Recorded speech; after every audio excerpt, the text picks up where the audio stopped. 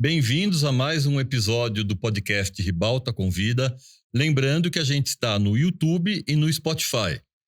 Como vocês devem já ter percebido, os convidados que participam desse podcast, eles são muito ecléticos, eles fazem muita coisa. E o convidado de hoje não foge à regra.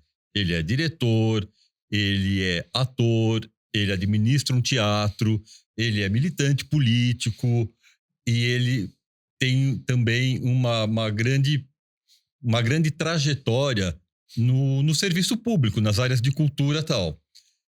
Celso Frateschi, falei tudo, se faltou alguma coisinha, você pode complementar? Quem é Celso Frateschi? Quem é Celso Frateschi é barra pesada, né? Podia começar em 1900. Faz tempo, né? Mas é basicamente isso. Eu sou ator, fundamentalmente, diretor. A gente tem um teatro, que é o Ágora Teatro, fundado junto com o Roberto Lage, com a Silvia, com a Marlene, e que continua atuando heroicamente lá no Bexiga, aguentando a obra do metrô, né? E fui administrador mesmo, fui secretário de Cultura com muito orgulho, tanto em Santo André, como em São Paulo, como em São Bernardo, e como presidente da Funarte também. E nesse tempo me dividi entre teatro e a administração da área cultural sempre, né? De que eu tenho muito... Realmente eu gostei muito de fazer todo esse trabalho, de ter essa diversidade de ações aí. Agora estou mais tranquilo um pouco, né? Só com o teatro e com o trabalho de ator e de direção. E de professor. Esqueci de falar, fui professor na Escola de Dramática da USP durante 37 anos lá.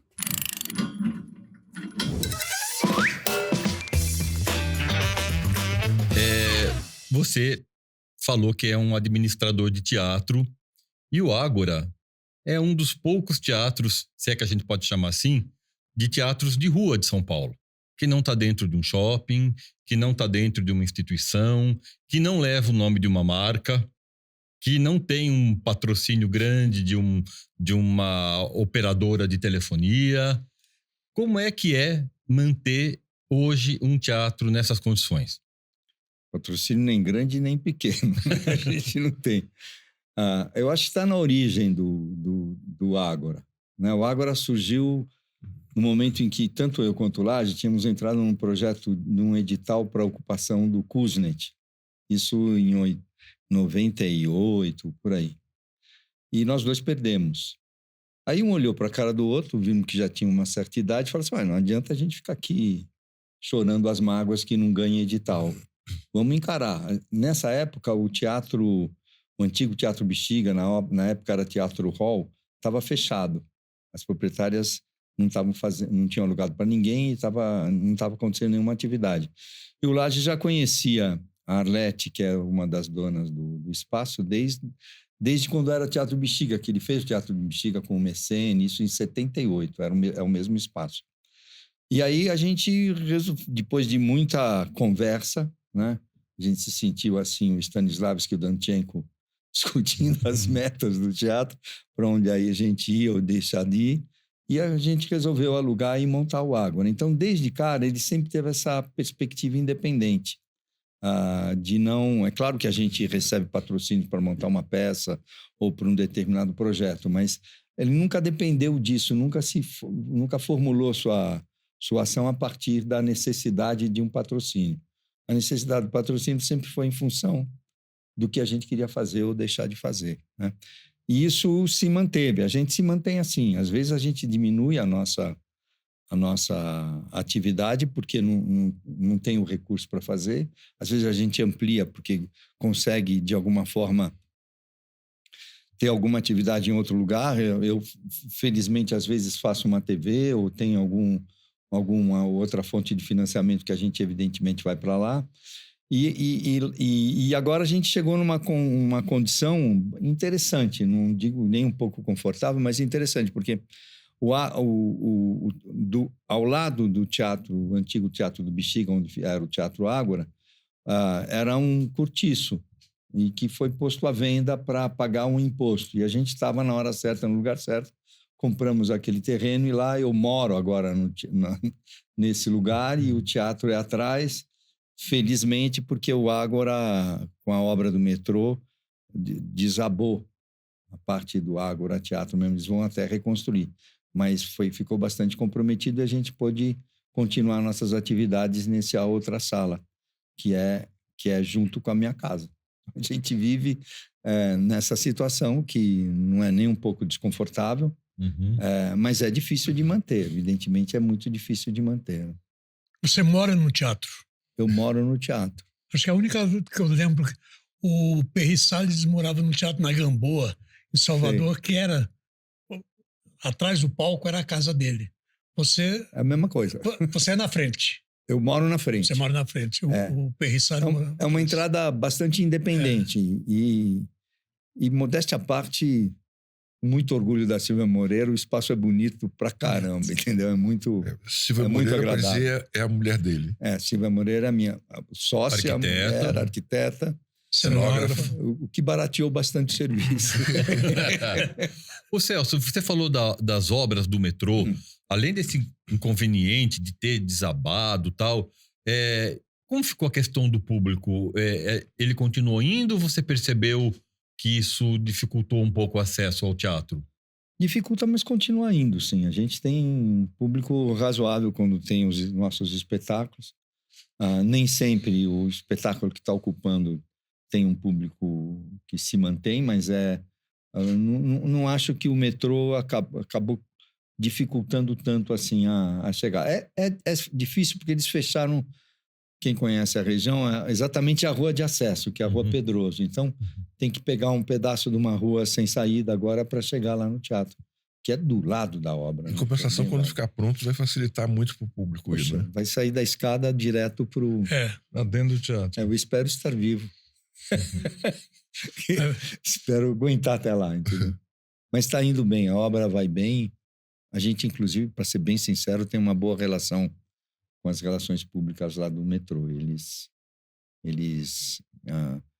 me lembro que quando caiu o teatro, o Ágora Antigo, a gente estava trabalhando e eles previram isso, né? Então, eles interditaram anteriormente, pagam aluguel, a gente mantém uma boa relação também com a proprietária. Acho que eles não dá para reclamar do atendimento deles. Tem previsão? Realmente. Tem 2027, mas até o final do ano que vem. Evidentemente, é uma atrapalha, né? Mas não impede a atividade de jeito nenhum. Né?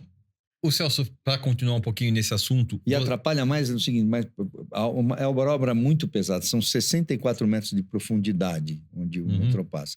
Então, treme.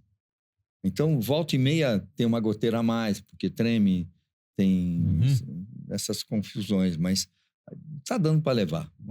Então, você disse que a companhia do metrô se comprometeu a reconstruir, né? E vai reconstruir como teatro? A ideia é essa, construir como teatro. A gente está mantendo o aluguel para isso. Entendi. Porque certamente o terreno lá vai valorizar muito. Eu nem sei se a gente vai ter condições de continuar pagando, mas a gente tem um contrato meio que suspenso de tempo que retoma quando ficar pronta a obra. Então, a gente vai ter pelo menos mais uns 2 anos lá para caracterizar aquele espaço como teatro. O Celso, eu queria aproveitar esse assunto da Fundação do Ágora, uma coisa que eu já te vi falando e que eu concordo inteiramente, que é o fator público. Quer dizer, a gente não depender só do Estado. O teatro brasileiro, de alguma maneira, jogou o público fora. Você trabalha para construir um edital ou para uma instituição e dane-se o público. Como é que você vê isso? A gente viveu, pela idade, já viveu algumas épocas aqui. Eu vivi uma época onde a fonte de financiamento principal era a bilheteria. Né? Você dependia da bilheteria para poder sobreviver, montar a peça e tudo mais. E as montagens estavam adequadas a essa característica. Né? Quem não passou no Banco Nacional lá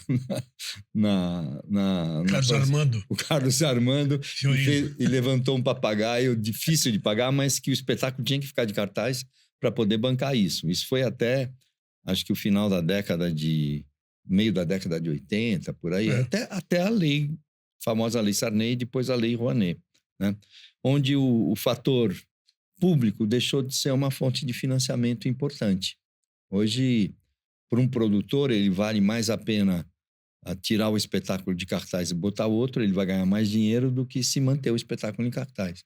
Então, isso é uma lógica da lei de financiamento que precisaria ser, de alguma forma, acertada aí, né? Corrigida. Nós todos sabemos, fazíamos 8 espetáculos semanais, né? Eram de terça a domingo, 2 sábados, 2 domingos, pelo menos, quando não tinha os espetáculos à tarde para os estudantes, né? Que também ajudavam bastante como fonte de financiamento. Hoje você tem temporadas de 8 espetáculos, né? É menos que ópera, né, que a gente está fazendo. Uhum. Então a gente mais trabalha para ensaiar e fazer uma pequena apresentação para um lançamento que vai agradar aquele financiador ou outro, mas a temporada mesmo a gente perde. Isso eu acho que prejudica a qualidade do nosso trabalho. Porque nosso objetivo deixa de ser o foco principal no público e passa a ser no curador, no julgador de determinado edital, o que pensa aquele crítico. Você deixa de relacionar diretamente com o público. Eu acho isso, pode ser uma paranoia, mas eu sinto isso com muita clareza, entendeu? Eu vejo com muita clareza. Eu tenho a impressão que num segmento que acho que a gente faz parte, mais ou menos, nós aqui, a gente está um pouco emparedado por algumas questões, né? Você está falando, por exemplo, financiamento, Lei Rouanet, etc. Uhum. Acho que alguma coisa que eu tenha feito com Lei Rouanet deve ter acontecido uma vez na vida, em 30 anos, né? Os editais hoje, eles estão muito segmentados e muito dirigidos, não sei se para o bem ou para o mal, mas para um acesso menos universal e mais particularizado. Uhum. Então, a gente está numa faixa um pouco que não é atingida nem por uma coisa nem por outra. E mesmo eu acho que tem um fenômeno, não sei se é novo isso, mas me parece que é novo, que está se instalando com muita força aqui, que é a coisa dos musicais, né? Uhum. Isso também tem não sei qual é o tipo de financiamento disso, deve ser Lei Rouanet, mas acho que é importante essa discussão um pouco sobre Lei Rouanet, até porque a direita atacou muito isso. E a gente entrou na defensiva, né? E a gente acabou entrando na defensiva de uma coisa que, inclusive... A gente não usufrui, né? Não usufrui, e é muito discutível, porque quem, de fato, destina os recursos da Lei Rouanet são os diretores de marketing das empresas. Mas fazendo justiça aí ao Rouanet. A lei não é só isso. Não, a lei não é só isso, mas ela foi transformada nisso. O problema é que ela foi... Porque o Fundo Nacional de Cultura, que seria o outro lado da lei, né, que seria onde você resolveria essas distorções, nunca foi utilizado para isso, né? Eu me lembro que a gente fez um estudo uma vez do Fundo Nacional de Cultura e tinha o Paraná tinha 30 centros de cultura sendo construídos com dinheiro do Fundo Nacional de Cultura. Provavelmente porque tinha sido acionado por algum deputado pica-grossa de lá. Quer dizer, então, aquilo que existiria, o Fundo Nacional de Cultura, existiria como uma forma de resolver a distorção do mecenato. Na verdade, não acontece assim, nem vai acontecer, porque nenhum governo mexeu nisso. Acho que posso dizer os nossos, porque eu também fui militante do PT e tal. Nem os nossos governos mexeram nessa questão da... Ensaiou, né? Mas não mexeu, ensaiou, né? mas tem inclusive projetos nossos lá, né? Ensaiou, eu acho que a ideia... Também que não resolve só a lei, eu acho que o Gil, quando propôs a criação do Sistema Nacional de Cultura, ele estava correto, eu acho que ainda está correto. Tanto que a gente sentiu muita falta agora nesse dinheiro que o governo... a partir dos deputados, tal, da lei Paulo Gustavo e a Aldir Blanc, Aldir Blanc.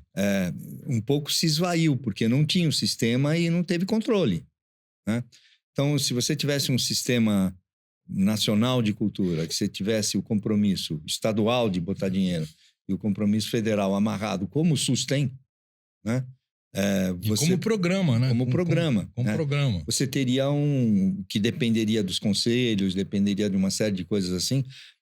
A coisa poderia funcionar de uma forma diferente. Hoje não. Hoje você tem... evidentemente que o que a gente passou no governo passado foi uma coisa tétrica, né? Foi uma destruição total. E aí a gente ficou um pouco feliz com a reconstrução, mas ainda daquele mesma coisa.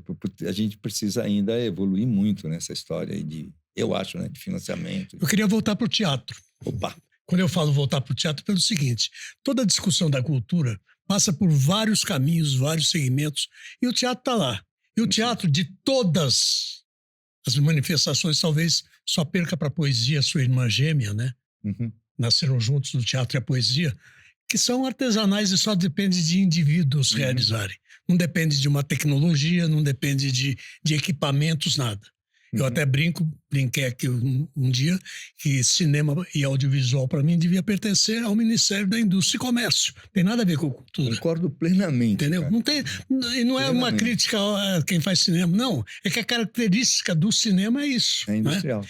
A coisa da cultura é muito mais abrangente. E o teatro, se você pega na história do teatro, ele sempre viveu das sobras do poder, desde a Grécia, né? Aqueles festivais todos eram todos patrocinados, porque o teatro em si, até como uma atividade individual de indivíduos que se juntam para fazer um espetáculo, é desamparado. E não é que é desamparado porque, que pena, não, é porque é a característica do teatro, né? Você acha que é possível pensar numa política para o teatro? Eu acho, inclusive, porque a gente confunde muito cultura e arte aqui, né? E aí, nessa confusão, a sensação que eu tenho é que a arte sai um pouco prejudicada nessa história. Você toca num ponto. Você sabe, estavam debochando de Marília, que sempre que eu falo de Marília, falam mal. Mas quando eu era criança, cara, eu aprendi que em Marília tinha, na década de 50, teve um movimento de teatro e cinema muito bom, melhor que o de Santos. Também não. Há controvérsia. Não, há controvérsia. Mas o Clube de Cinema de Marília era melhor que o de Santos, nacionalmente. E o departamento em Marília, eu aprendi sempre isso, desde a década de 50. Era departamento de arte e cultura. Você vê, tinha uma inteligência ali, casual, né? De separar as coisas. É arte e cultura. Não são coisas... Quando você fala isso, as pessoas... Levantei esse assunto num debate de amigos aí, queriam me crucificar. Como? Arte e cultura é a mesma coisa. Pô, não é. Se a gente não entender isso, a gente não vai para lugar nenhum. Não vai. A gente fica e tem trombando. funções diferentes dentro Claro. do arco cultural. Quer dizer, a arte, ela vem e um Estado sadio deveria provocar que ela acontecesse porque ela é crítica, porque Exato. ela é transgressora, porque o Estado precisa desse tensionamento que a arte proporciona. Ela é ruptura, né? E avanço, né? Sempre está esticando a corda. Acho que a arte tem essa função. E a cultura é o oposto, né? Mas se você pegar a estrutura cultural que a gente tem, você vai ver a verba da Funarte. Você trabalhou lá e eu fui presidente da Funarte. É ridículo, né? Se você pensar em termos de... E também ridículo, às vezes, a própria estrutura. Bom, mas eu acho que quando você propõe, vamos falar de teatro, eu topo. Mas, estrito senso aqui, do próprio fenômeno teatral, né? Quando você cita a Grécia, né? Que é esse momento... Outro dia eu estava lendo, acabei de ler o livro do Mujica e do Chomsky, um papo, uma conversa assim, entre eles, né? E o Mujica fala muito, ela fala, eu voltei a estudar Grécia, porque a democracia tem, por mais que se fale que eram só 200 mil cidadãos, o resto era escravo e tudo mais, nesses 200 mil ela chegou a avançar coisas muito interessantes. Uma delas era o teatro como uma atividade não só de lazer, mas cívica, né? Como uma forma de você se analisar, uma forma de você se olhar de uma forma crítica, né? De você, de alguma forma, aprender com a vida a partir do teatro, junto com o teatro. Né? Tinha não que o teatro tivesse essa função didática, mas tinha uma função mais que didática, né? Que era de... Política de discutir a polis. Exatamente. A polis no seu sentido mais profundo, não no sentido partidário da Exatamente. política. Mas a polis como pensamento. E o comportamento humano dentro dela. Como é que é essa relação? E você acha que a gente está discutindo a polis nesse momento no Brasil? Eu acho que de alguma forma... Eu não sei, mas talvez... No teatro, né? Estou perguntando no teatro. A gente tem uma temporada bastante ampla. Principalmente aqui em São Paulo, você tem muita coisa acontecendo. Né? Eu não vejo a abordagem disso de uma forma tão direta nas peças. Né? Tenho a sensação que mesmo... E isso se reflete no trabalho do ator, isso se reflete na proposta da direção, isso proposta de tudo. Porque eu comecei a fazer teatro no Arena, né? Com o Boal, com a Eleni, com esse pessoal todo, com a Guarnieri. Eram gente que propunha a relação do ator com o espetáculo, uma relação que não era uma relação de eu estar fazendo simplesmente um personagem, né? Eu estava com a responsabilidade de contar uma história, de levar uma determinada ideia que não se restringia ao personagem. Hoje você tem muito... todo o trabalho de formação tal é você desenvolver a personagem, né? E eu acho que quando você... talvez não seja tão sutil, mas o ator está contando uma história através dessa personagem que ele está criando, e não... fazendo o personagem a partir da história que está desenvolvendo. É um pouco o contrário. E eu acho que a gente vive hoje, na maior parte dos espetáculos que eu vejo, essa ausência desse todo, essa ausência...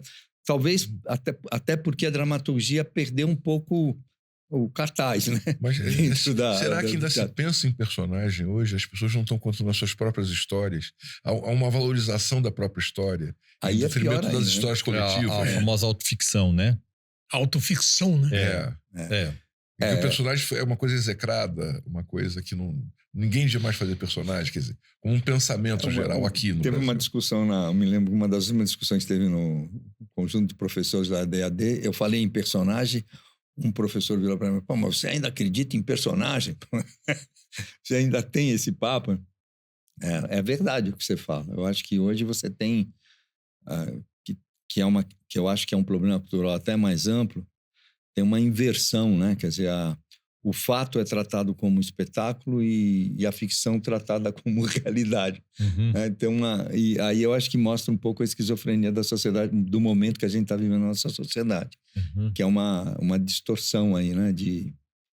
Tem tudo a ver com a questão do negócio, né? Isso é que une tudo, né? Verticalmente. Une o musical, né? Porque você faz hoje em dia... Você faz musical, você já fez sobre os que morreram, agora ainda faz sobre os que estão vivos. Daqui a pouco você fará sobre os que vão nascer, né? Agora está falando sobre o Gil, sobre não sei o quê. Bom, e... É o chamado filão, né? A autoficção também é o quê? É a promoção do si mesmo, né? Quer dizer, como personagem. Então, acho que isso também tem a ver com esse fenômeno da meritocracia, né? Dessa coisa sublinhada do eu, do eu enquanto mercadoria, do eu enquanto produto. Quer dizer, eu acho que isso tudo reúne, de alguma forma, esse lugar que a gente está, né? Eu acho que esse não sei se... Essa história da sociedade do espetáculo mesmo, não tanto como o Guy Debord, mas acho que mais radical até do que ele coloca, né? Faz com que você desenvolva essas formas em que tem essa ilusão de que você está acontecendo como espetáculo de alguma forma, né? Exato. A pessoa se sente o foco. A mesma coisa dos influencers, que a sociedade capitalista, eu acho que é tão destrutiva do ponto de vista do indivíduo, que o indivíduo tem necessidade dessa ilusão de parecer. Né? Virar um produto que mesmo. seja alguma coisa, né? Uhum. E, na verdade, é cada vez menos, né? Pois. É muito. Ô, Celso, assim, você tem mais de 50 anos de carreira, né? Tenho. Não, mas isso é um elogio. São- Assim, você deve ter visto, com certeza viu vários movimentos, né? Você acredita, por exemplo, que seja uma coisa cíclica, assim, que o que a gente está vivendo hoje, que a gente está questionando hoje, daqui a pouco não vai ser mais isso, que vai mudar, que vem uma outra coisa, sabe? Ou melhor, ou pior, eu não sei, mas a gente está falando assim, né? Por exemplo, dessa questão da autoficção, tal, dessa sociedade do espetáculo em que o indivíduo é o próprio espetáculo, tal. Você acha que é um sinal dos nossos tempos? Daqui a pouco pode ser uma outra coisa? Mas certamente vai ser outra coisa. Não sei se cíclico, se volta alguma coisa, Uhum. no sentido que volta ao mesmo ponto. Eu acho que vai para frente. Acho que não. Certamente nós não vamos ficar no estágio que estamos, né? Por mais que isso seja difícil, né? Acho que o mundo vive hoje uma encruzilhada que vamos ver para onde vai, mas é muito grave, né? Acho que a questão, talvez a grande falha da nossa geração tenha sido não se atentar para as questões climáticas, para as questões do limite da existência da vida no planeta. Quer dizer, você tem, ou pelo menos da nossa vida, né? Uhum. Acho que outra vai continuar. Parece que as baratas continuam, né? Sim, Mas essa encruzilhada vai determinar. Nós vivemos várias encruzilhadas. E nós estamos numa luta, acho que a luta de classes nunca foi tão violenta como o momento que a gente vive agora, né? Não é violenta porque está desequilibrada, né? Você tem... Quando você fala e Não vem... está nem mais conceituada. Né? Não, quando você vê 1% da população tem mais dinheiro que o conjunto da população do planeta, você fala, tem alguma... a luta está muito arraigada, né? E quanto mais com as informações, quer dizer, com muito pouco desse 1%, você resolveria a questão da fome no mundo. Então, a luta de classe está muito arraigada e ela não vai ficar nesse momento aqui vai ficar talvez por algum tempo, mas não eternamente. Mas acho que vocês estão falando de duas coisas diferentes. Quer dizer, eu estou tentando entender, né? Uma coisa, tem muitos analistas políticos, filósofos e etc., que dizem que a democracia, mesmo a democracia burguesa, que é aquilo onde a gente vive, já acabou. Uhum. Porque não é possível ter democracia se você tem uma concentração de renda tão grande. E uma concentração de poder, viu? E uma concentração de poder que não está dentro do Estado. O Estado não tem mais poder, tem muito mais poder o PIB dos caras de uma empresa qualquer do que o Estado. Quer dizer, claro. Esse desequilíbrio está claro que vai levar cada vez mais o capital para alguma sinuca de bico. Mas acho que o que você está falando também tem a ver com uma coisa que você perguntou dos 50 anos e tal, não sei o quê, da questão do movimento, né? Quer dizer, acho que o movimento cultural talvez seja, o movimento artístico talvez seja aquilo que a gente tenha um pouco abdicado de fazer, porque eu conheço bastante bem, por exemplo, a trajetória do Boal, por conta, inclusive, do convívio com a Cecília, com o Julián e etc. E me parece que tinha uma coisa de agregar várias áreas, né? Tinha uma coisa de agregar a música, o teatro, a dança, o cinema. Quer dizer, todos os grandes movimentos, onde você vê que tem avanço no imaginário, né? No século XX, é uma intersecção, é uma coisa de troca, né? Quer dizer, o capitalismo ajudou a individualizar as áreas e ajudou a esvaziar concretamente as nossas tentativas. Só concluir. E eu estou falando disso porque acho que isso aproxima um pouco do movimento que eu vejo que o Ágora faz, né? Que o Ágora sempre teve essa, na minha opinião, né? Olhando de fora um pouco e também de dentro, porque também fizemos muitas coisas juntos, sempre teve essa perspectiva de tentar juntar. Né? Juntar a universidade, juntar a música, juntar a dramaturgia, quer dizer, aquilo ser um polo de criação, né? Não só... Porque é isso que eu acho que faz a diferença. Né? A gente, enquanto mais a gente se isola, pior fica a situação. Bom, desculpa, uma digressão meio longa, mas acho que tem uma coisa que é do sistema, que isso é cultural, e tem uma coisa do que a gente pode fazer com isso, e o que a gente não está fazendo e o que a gente já fez. Né? Então, acho que isso tem que... O problema também que eu acho, Marcão, que o sistema, e principalmente a tecnologia, elas estão caminhando no sentido de isolar cada vez mais. Claro, então. Né? Você esquece do coletivo, é você e as tuas coisas, o teu celular, né? Essa coisa da classe meio que desapareceu, né? Quando você vê que, por exemplo, um jovem ator, uma jovem atriz que vai ser contratada na televisão, o fator que mais pesa é o número de seguidores, né? Não é se estudou, se tem talento, não sei o quê. Tipo assim, é tudo voltado para o indivíduo mesmo, né? Exato. Você não tem mais... É tudo indivíduo para o lucro. Para o lucro, né? sim. Lucro. Aquilo lá o que ela vai me trazer de público para comprar os produtos que eu vou anunciar. Exato. Agora tem uma coisa muito curiosa nisso, que eu quero falar aqui no momento, né? Porque é um fenômeno brasileiro, certas coisas. Quer dizer, o mundo vive uma guinada à direita, sem dúvida, a gente olha isso, mas mesmo você pegando países da América Latina, Europa, essa questão do teatro e da arte não estão mergulhados nessa realização pessoal, nos influencers. Quer dizer, existe teatro potente no mundo inteiro, muito potente. As pessoas dizem, o teatro acabou. Não é verdade. Se você for para Buenos Aires hoje, você vai ver um grande teatro acontecendo. E não eles ficam chocados com as verbas públicas que a gente tem, porque são mais divididas. Tem o que é o teatro independente, o que é o teatro alternativo, o que é o teatro comercial. Para eles é muito claro isso. A gente até fala baixo o que eles ganham de verba para não mexer na nossa. Mas outra assim, coisa. Eu não quero ficar na verba, eu quero dizer assim, no fato do fazer teatral. Né? Quer dizer, o teatro é muito pulsante no mundo inteiro hoje. E não está calcado nas histórias pessoais, na autoficção. O que aconteceu com o fenômeno no Brasil?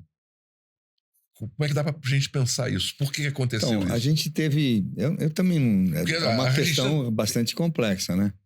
Mas eu acho que você tem uma...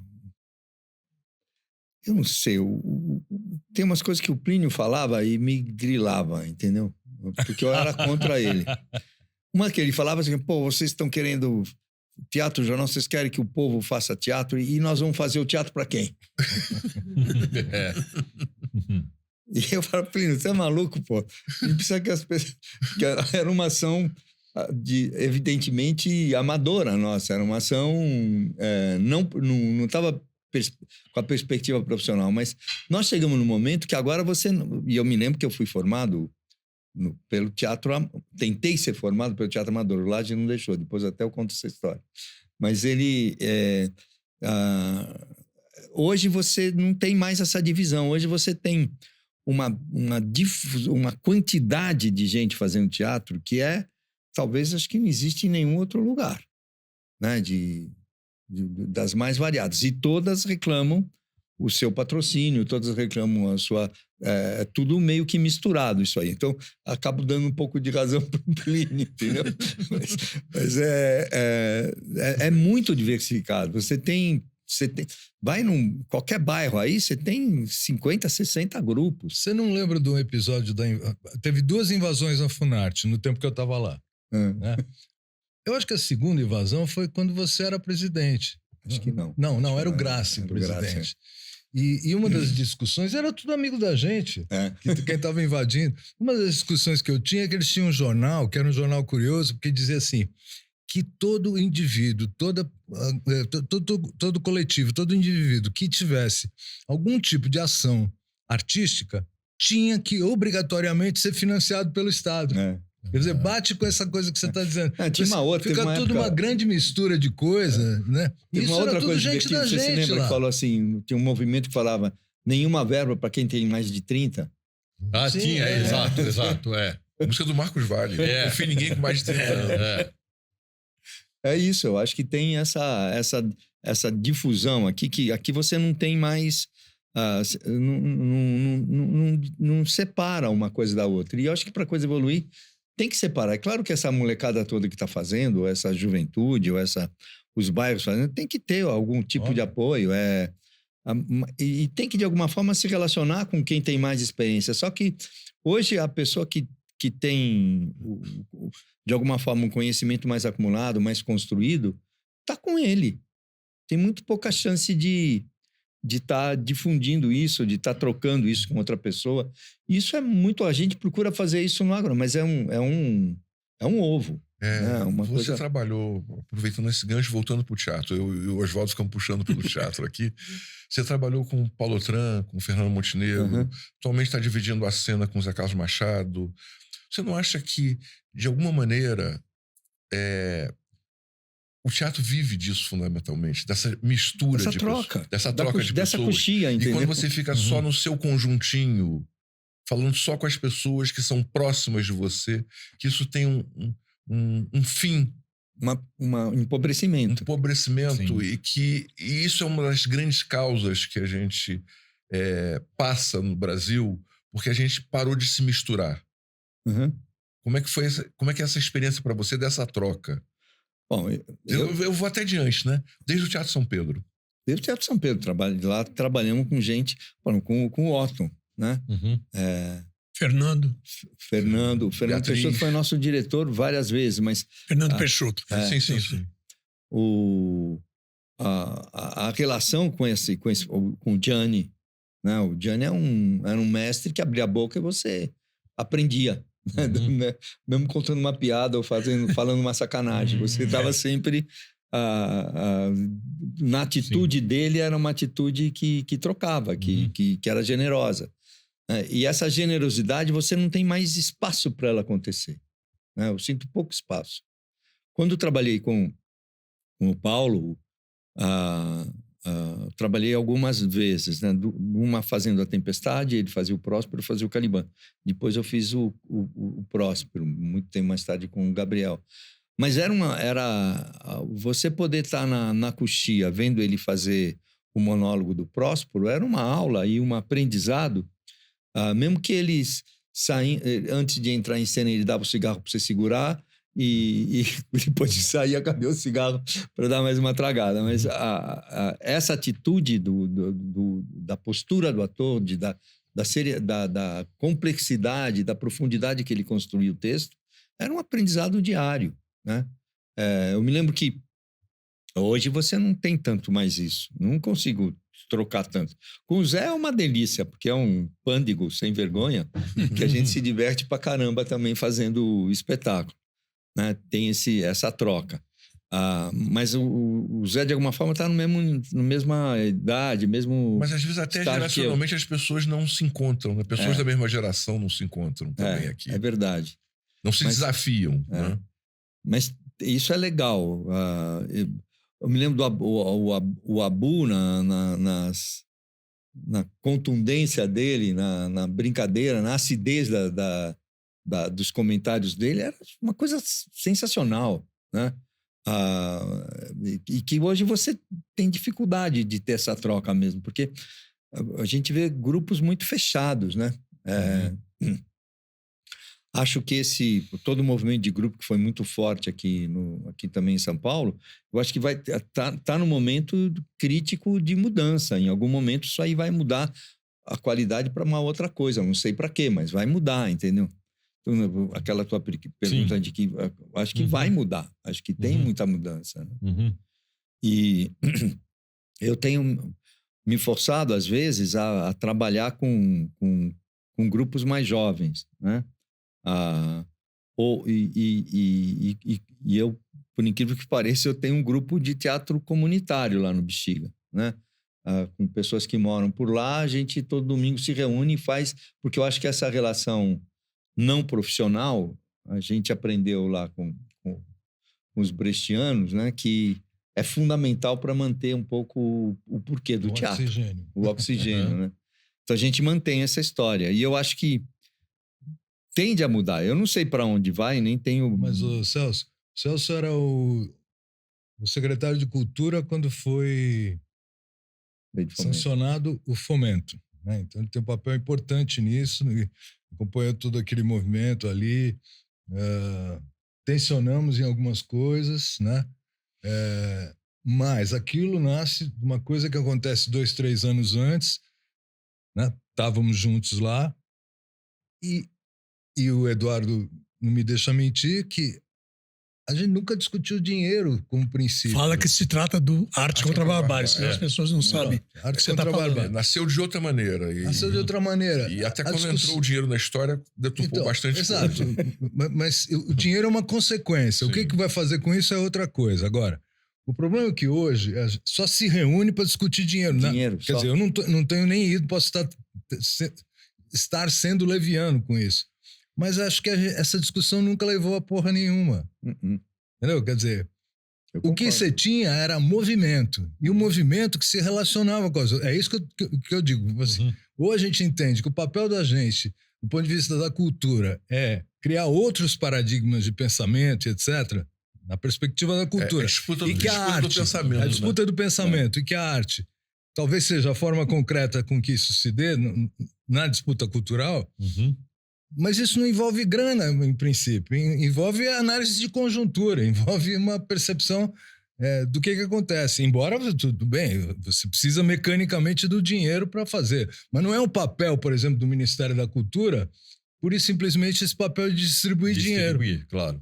O papel é discutir a Mas imaginação. é visto assim. Né? Tanto que eu me lembro que quando você não era secretário de Cultura, você era diretor do departamento e o Marco Aurélio era o secretário de Cultura. E você, junto com ele, propuseram uma coisa que foi o Sérgio Carvalho que curou, que foi uma coisa importantíssima, que era uma discussão sobre o teatro e a cidade, onde veio gente do mundo inteiro discutir aquilo. E aquilo gerou uma publicação importante, aquilo gerou um debate importante que repercute de alguma forma até hoje, mesmo em gerações mais jovens, né? Em grupos novos, em grupos da periferia, em grupos do centro da cidade, etc. Aquilo vira um pouco uma guia de discussão por onde ia isso na contemporaneidade. Isso é começo dos anos 2000. Né? Quer dizer, criar movimento é fundamental. Né? E acho que você teve um papel importante nessas coisas, além do Ágora, né? Na Funarte, né? Na Secretaria de Cultura, na Secretaria de Cultura de Santo André, onde você criou, inclusive, a Escola Livre de Teatro, não é isso? Exato. Ou eu tô louco? Não tá louco, não. Né? Eu queria que você falasse um pouco disso, desse papel também público, né? Que é importante. Aquilo que você fez aqui com o Gianni Rato, com relação à formação de espectador, formação de plateia, formação de público. Teve uma coisa... São ações fundamentais do ponto de vista do movimento, né? Eu acho que o prazer da administração pública é você entender um pouco como você, de alguma forma, estimulando uma dramaturgia mesmo na sociedade, né? Construir alguma coisa junto. E onde você cria coletivamente, você faz um lance e vocês tem que contar um pouco com as possibilidades da reação desse lance, preparar um outro argumento. Então, você estabelece um diálogo entre o poder público e a sociedade. A ideia era um pouco essa, né? Quando eu entrei, eu fazia parte do movimento do Arte contra a Barbárie. Exato. Quando falou, conseguimos aprovar na Câmara, precisava a Marta sancionar. Foi uma discussão interna brava lá dentro, porque nenhum secretário de finanças acredita que deva amarrar algum tipo de verba em algum lugar. Mas conseguimos lá. O Haddad era assessor do Sayad. Do Sayad, que era o secretário de finanças, e ninguém queria aquilo. Aí eu me lembro que o pensamento que a gente travou lá, que eu travava com vamos fazer coisas que dialoguem com a lei de fomento. Essa era a ideia. A lei de fomento vai ser uma realidade. Para ela vingar, ela vai ter que ter uma continuidade, que não é simplesmente distribuir a grana, mas é ter uma série de outras ações que se criam e que sustentam o movimento teatral, da qual a lei de fomento é uma das partes. Exato.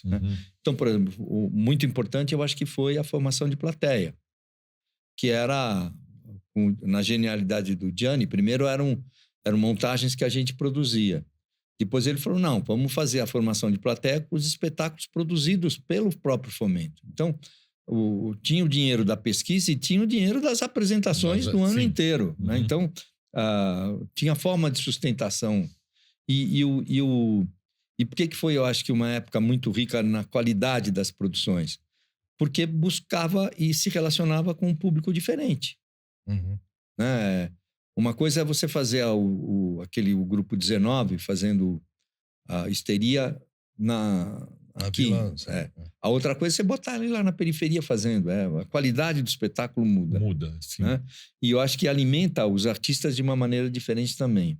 A outra coisa era, vamos mudar a ocupação dos teatros. Porque a ocupação do teatro, a gente era uma imobiliária que, como voltou a ser de alguma forma, né? E que você cede o teatro para a pessoa, não, deixa um grupo dirigir. Era um pouco o primo pobre do que a França, principalmente, faz. Bota um diretor artístico, né? Mas uma dificuldade de implantar isso no Brasil. Quer dizer, eu me lembro dessa gestão, foi muito rica. Quer dizer, os teatros ficaram muito movimentados, com caras diferentes. Né? E recebendo coisas. E a gente fazia parte do contrato, você falou, não, você tem que receber grupos parceiros. Mas o teatro passou a ter uma cara. Sim, tinha uma personalidade. Tinha uma personalidade. Eu lembro que o Zé Renato ficava lá no Arthur. Né?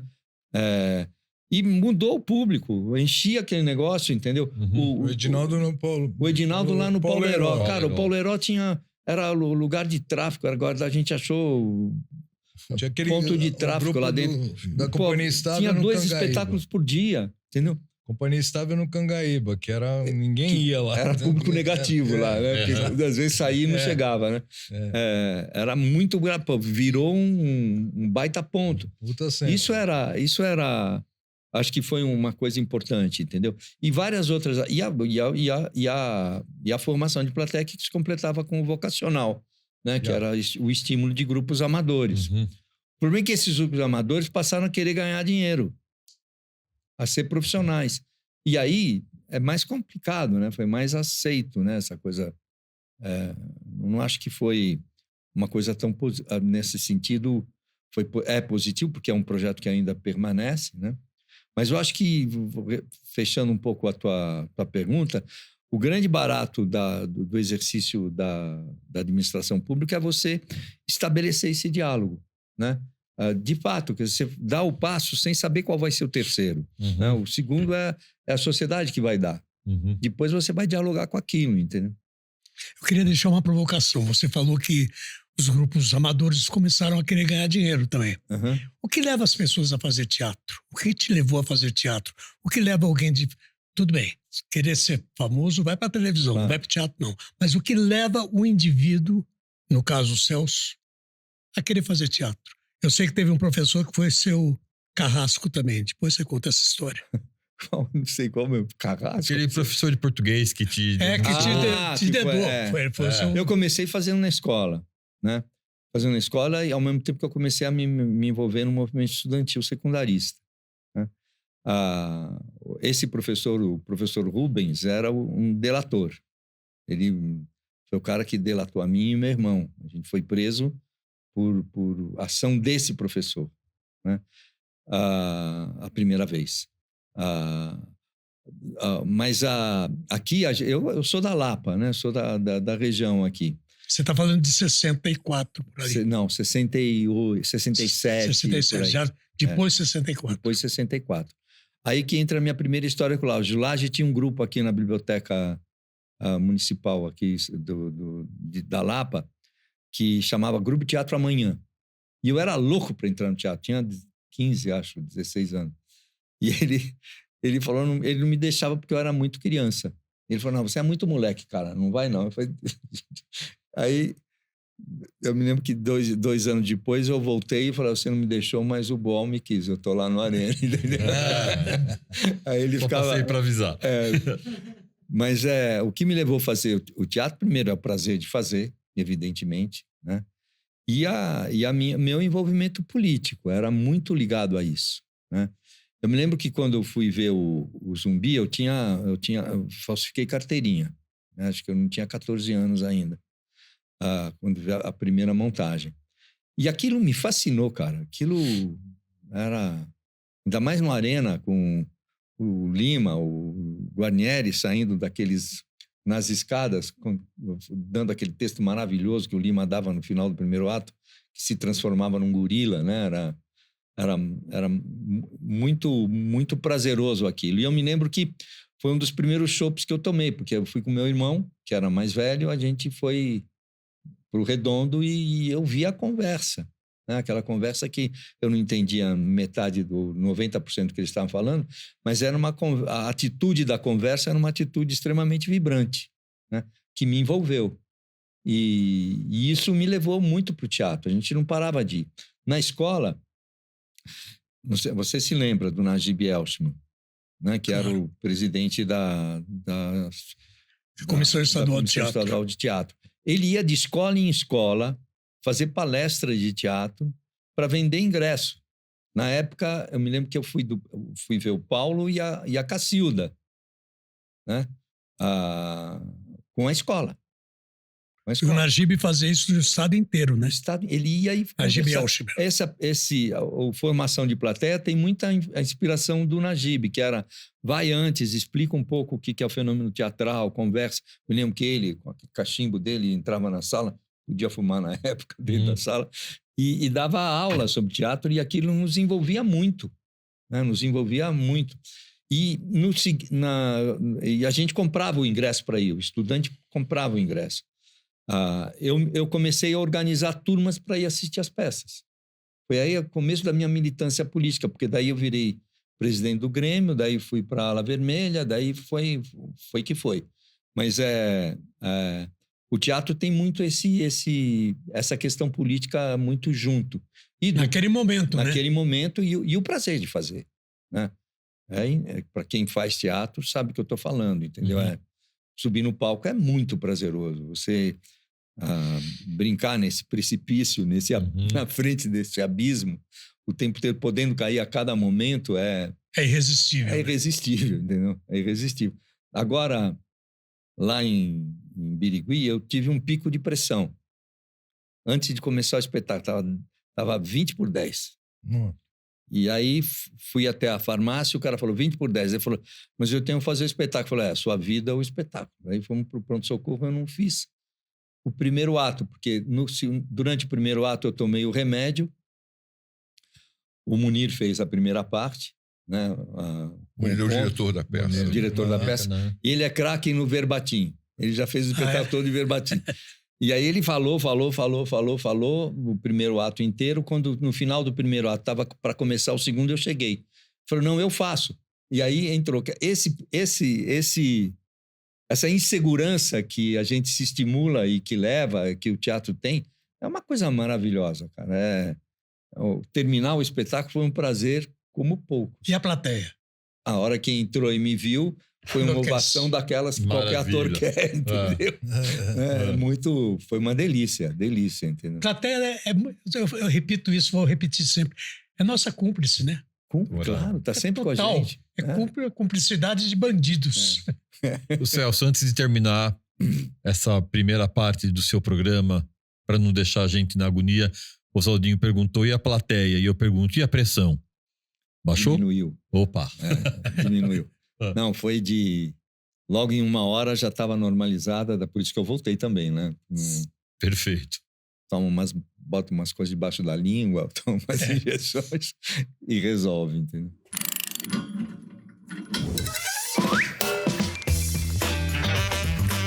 Esse foi o primeiro episódio da entrevista com o ator, diretor e professor Celso Frateschi. E para lembrar que a gente está no YouTube e no Spotify. Celso, o público das redes sociais encontra você ou o Teatro Ágora em qual endereço? Ágora virtual. Teatro. Ágora Teatro. Entrando na Ágora do Teatro, na página lá, acha tudo. Perfeito. Mais que isso eu não sei te dizer. Ninguém sabe, fica tranquilo.